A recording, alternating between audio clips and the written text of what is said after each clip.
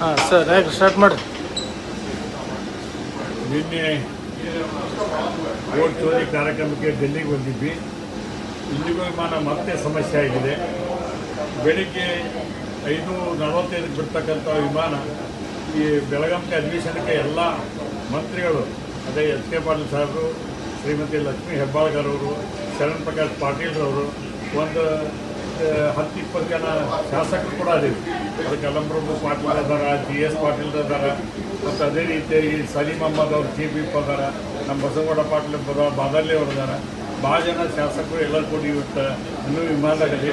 ಅದಕ್ಕೆ ಇಂಥ ಘಟನೆಗಳು ಆಗಬಾರ್ದು. 2 ತಾಸು ಆತಿಗೆ ನಾನು ನಿಂತು ಎಲ್ಲರೂ ಕೆಲವು ಮಂದಿ ಶುಗರ್ ಪೇಷಂಟ್ ಅದಾರ. ಅದಕ್ಕೆ ಅವ್ರಿಗೂ ಕೂಡ ತೊಂದರೆ ಆಗಿದೆ.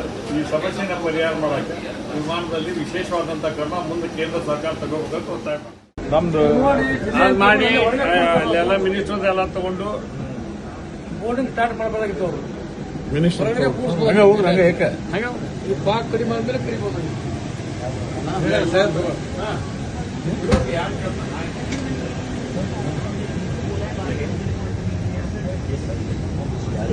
Release 44. Visibility has started improving. Still, power to reach are required.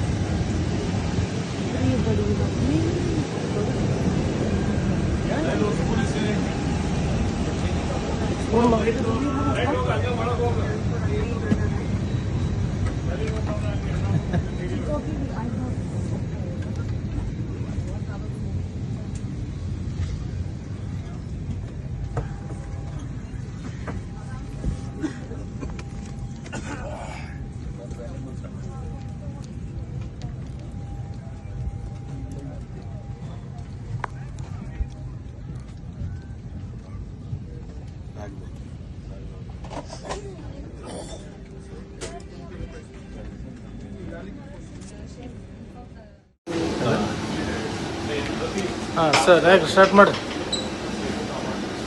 ನಿನ್ನೆ ವೋಟ್ ಚೋರಿ ಕಾರ್ಯಕ್ರಮಕ್ಕೆ ಡೆಲ್ಲಿಗೆ ಬಂದಿದ್ವಿ.